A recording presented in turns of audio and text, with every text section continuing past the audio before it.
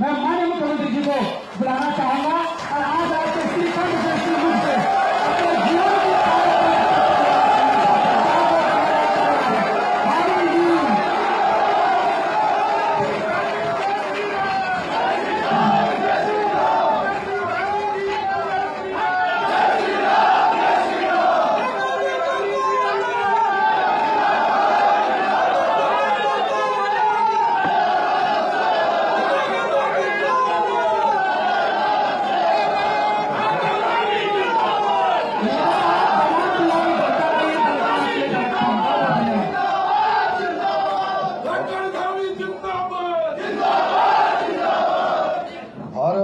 माता की, भारत माता की।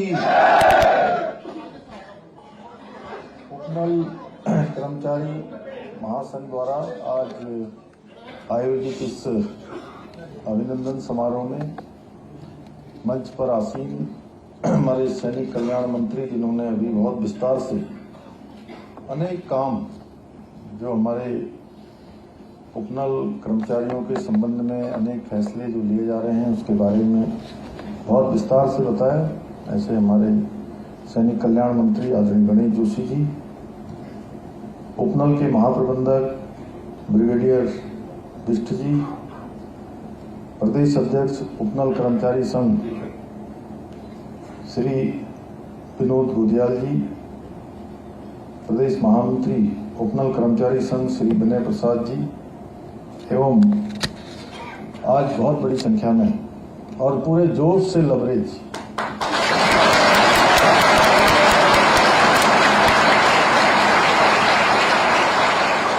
आए हुए आप सभी पदाधिकारीगण, सभी उपनल के सभी कर्मचारीगण, मैं आप सबका मुख्य सहयोग सदन में आप सभी का हृदय से स्वागत करता हूं। आप सबका अभिनंदन करता हूं। आप सब लोगों ने मेरा स्वागत किया, मैं भी आप सबका स्वागत करता हूँ। विशेष रूप से हमारी बहनों ने मुझे तिलक लगाकर पुष्पों के द्वारा अपनी शुभकामनाएं दी, उनका भी मैं विशेष रूप से आभार व्यक्त करता हूँ। हमारी सरकार द्वारा उपनल कर्मचारियों के नियमितीकरण की घोषणा किए जाने पर आप सब लोगों ने जिस जोश से, उत्साह से और अपनेपन से मेरा और गणेश जोशी जी का स्वागत किया है, इसके लिए मैं आप सभी का बहुत आभार व्यक्त करता हूँ। परंतु यदि मैं हृदय से कहूँ तो इस अभिनंदन का हकदार अकेला मैं नहीं हूँ, बल्कि प्रदेश की 1.25 करोड़ जनता है, जिन्होंने 2022 में आम चुनाव में एक मिथक जो हर 5 साल में सरकार बदलने का था, वो मिथक तोड़ा। एक परिपाटी थी सरकार बदलने की, वो परिपाटी बदली और एक नया इतिहास बना दिया। हमको दोबारा से सेवा करने का अवसर दिया। पिछले कई वर्षों से उपनल के कर्मचारी, अधिकारी पूरी निष्ठा से काम करते हुए अपनी जिम्मेदारियों का बखूबी रूप से निर्वहन कर रहे हैं और कोविड महामारी जैसी कठिन समय में भी, चुनौतीपूर्ण समय में भी उपनल के कर्मचारियों ने जिस निस्वार्थ भाव से प्रदेशवासियों की सेवा की, उसकी जितनी सराहना की जाए उतनी कम है। लेकिन ये राज्य का दुर्भाग्य रहा कि पूर्व में भी उपनल कर्मचारियों के नियमितीकरण हेतु पहले कोई गंभीर पहल नहीं की गई। इसका परिणाम रहा कि उपनल के हमारी भाई बहन लंबे समय से नियमितीकरण का इंतजार करते रहे। और मुझे भी याद है, मैं जब विधायक के रूप में था, आप सब लोगों के आप सबके बीच में आया, आप सबकी बात को आगे बढ़ाने का भी प्रयास किया। और जैसे ही मैं बना तो आप लोगों ने वो मेरा पत्र भी खूब डाला। जैसे मुझे जिम्मेदारी मिली, लेकिन मैं समय का इंतजार कर रहा था कि कब वो समय आए, कैसे व्यवस्था बने, क्योंकि अब वो उस समय पहली बार तो 6 महीने का वो कालखंड था और उसके तुरंत बाद चुनाव आना था, लेकिन बहुत दिनों से मन में जरूर रहता था कि भाई हमारे राज्य के इतने लोग काम कर रहे हैं, 22,000 लोग काम कर रहे हैं, आखिर इनके भविष्य का क्या होगा, कोई ना कोई इनके लिए काम होना चाहिए। और धीरे धीरे आप देख रहे होंगे, अब समय बदल चुका है। अब हमारे प्रधानमंत्री आदरणीय मोदी जी के नेतृत्व में राष्ट्र भावना, प्रथम राष्ट्र लोगों की सेवा, इस भावना से आज भारतीय जनता पार्टी की सरकार काम कर रही है। आप सभी इस बात के साक्षी हैं कि हम जो भी कहते हैं, आप सबकी शुभकामनाओं से, उत्तराखंड के हमारे सभी देवी देवताओं की कृपा से, यहाँ के जनमानस के आशीर्वाद से हम जो कहते हैं उसको पूरा करके ही हम दम लेते हैं। चाहे सरकारी नौकरियों में 30% का हमारी मातृशक्ति के लिए आरक्षण हो, राज्य आंदोलनकारियों को 10% का क्षैतिज आरक्षण देना हो, समान नागरिक संहिता का कानून लागू करना हो, या जो वचन हमने दिया था कि प्रदेश में हम एक सशक्त भू कानून लाना हो, हम जनता के समक्ष किए गए अपने कठिन से कठिन संकल्प को भी पूर्ण करके हमने दिखाया है। इसी प्रकार हम एक ठोस और प्रभावी नीति बनाकर उपनल के कर्मचारियों को नियमित करने का कार्य भी जल्द ही प्रारंभ करेंगे। और समय सीमा की बात अभी गणेश जोशी जी भी कह रहे थे और विनोद गोदियाल जी भी पढ़ रहे, वो भी यहाँ से जब बोल रहे थे, तो मैं भी मानता हूँ कि समय सीमा से ही ये काम होना चाहिए। और केवल कहने के लिए नहीं है कि हमने घोषणा कर दी या 3 वर्ष पूरे होने पर कह दिया, उसके लिए पहले से ही सोचा गया है कि किस तरह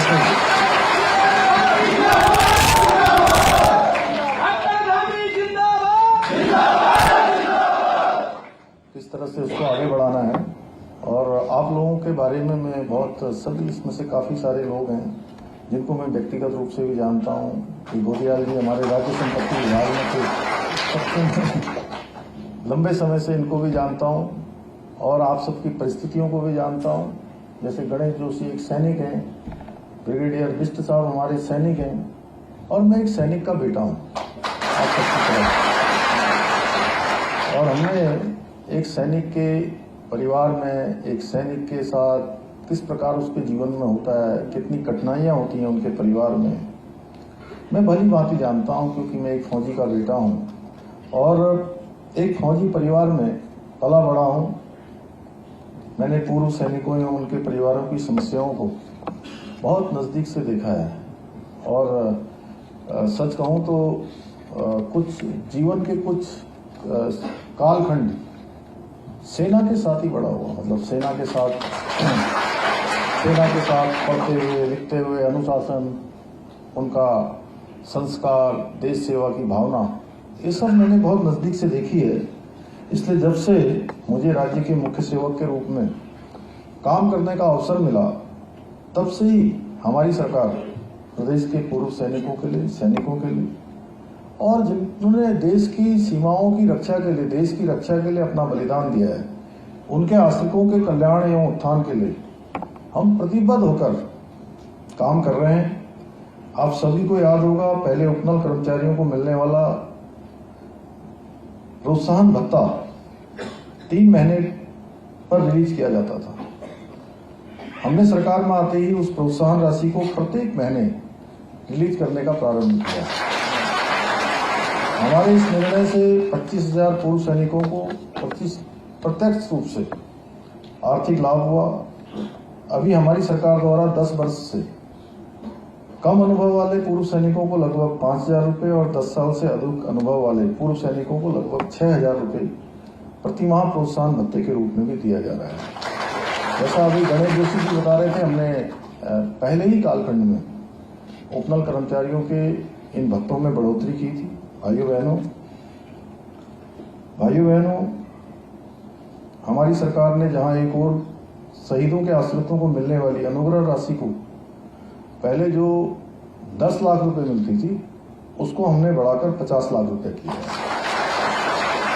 वहीं बलिदान होने वाले हमारे सैनिकों के परिवार के एक सदस्य को सरकारी नौकरी में समायोजित करने का भी निर्णय लिया है। इसके लिए हमारी सरकार सरकारी नौकरी हेतु आवेदन करने की अवधि को भी पहले 2 वर्ष तक आवेदन करना था, लेकिन बहुत बार 2 वर्ष में आवेदन नहीं हो पाते थे, उनको इधर उधर भटकना पड़ता था, परेशान होना पड़ता था, उसको बढ़ाकर हमने 5 वर्ष किया है। इसके साथ ही हमने सेना में परमवीर चक्र से लेकर मेंशन इन डिस्पैच तक सभी वीरता पुरस्कारों से अलंकृत सैनिकों को दी जाने वाली एक मुश्त तथा वार्षिकी राशि में भी अभूतपूर्व वृद्धि की है।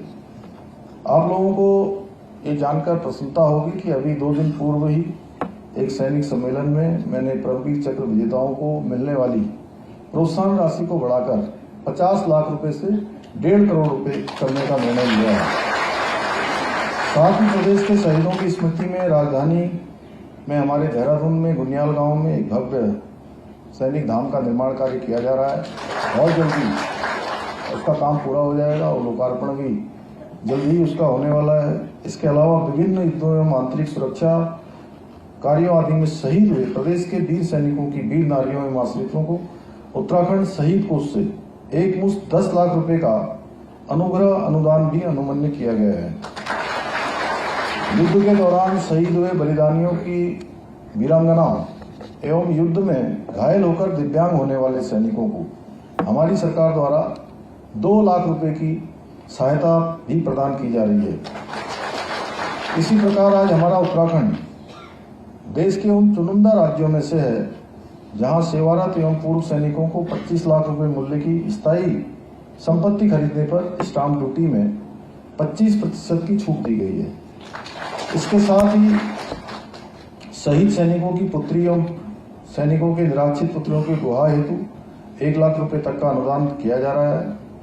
पूर्व सैनिकों तथा शहीदों के बच्चों को कक्षा 1 से लेकर स्नातकोत्तर एवं व्यावसायिक शिक्षा हेतु छात्रवृत्ति भी प्रदान की जा रही है। इसके अलावा सैनिक विधवाओं के पुनर्विवाह हेतु 1 लाख रुपए का अनुदान भी दिया जा रहा है।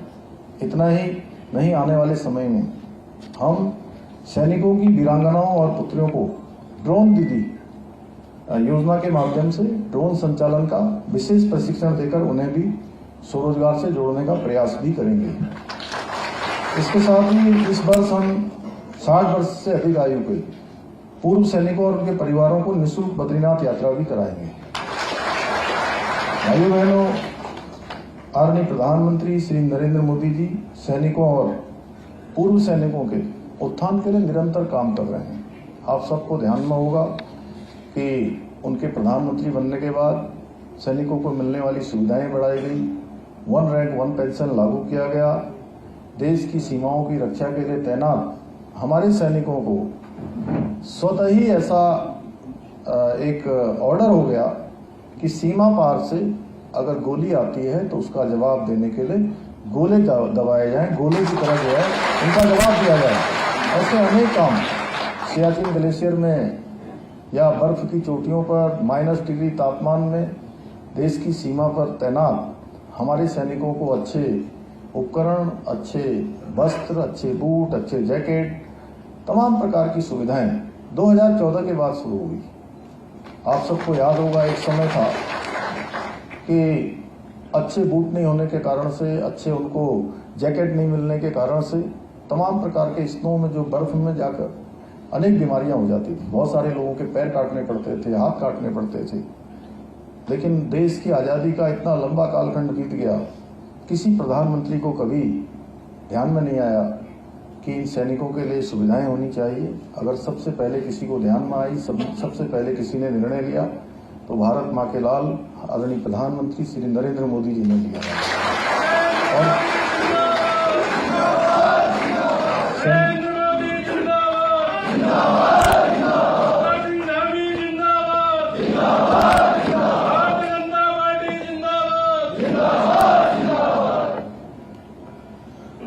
और जिस प्रकार आदरणीय मोदी जी ने 1 रैंक, इस प्रकार सरकार आदरणीय मोदी जी ने वन रैंक वन पेंशन लागू किया, उसकी ऐतिहासिक शुरुआत की, उसी प्रकार हमारी सरकार भी एक ठोस नीति बनाकर हमारे उपनल कर्मचारियों को नियमित करने की प्रक्रिया को आगे बढ़ा रही है।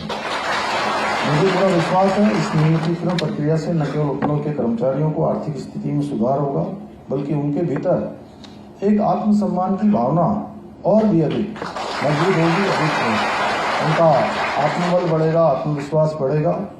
और अभी हमारे विनोद गोतियाल जी जब पढ़ रहे थे और हमारे गणेश जोशी जी ने भी कहा है मुकदमे के बारे में, उसकी भी हम लोग समीक्षा करके उसको भी जो है वापस करने की जो प्रक्रिया होगी उसको वापस करेंगे, क्योंकि अब हमने जो है अब वो आमने सामने वाला मामला छोड़ दिया है, ठीक है।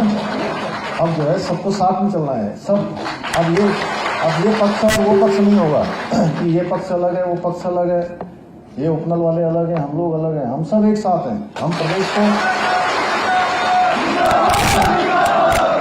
हम प्रदेश को देश का सबसे श्रेष्ठ राज्य बनाना हमारा संकल्प है। उस संकल्प में हर एक प्रदेशवासी का हमको साथ चाहिए।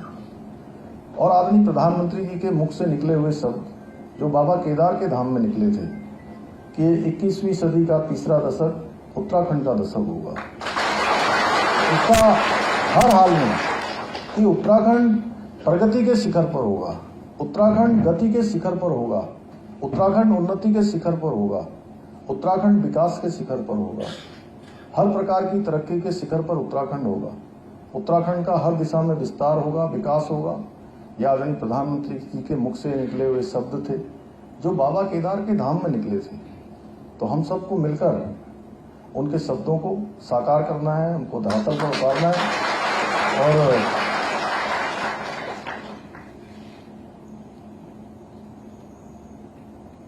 और जल्दी ही हम इसकी नियमावली के लिए ठोस कार्रवाई करेंगे और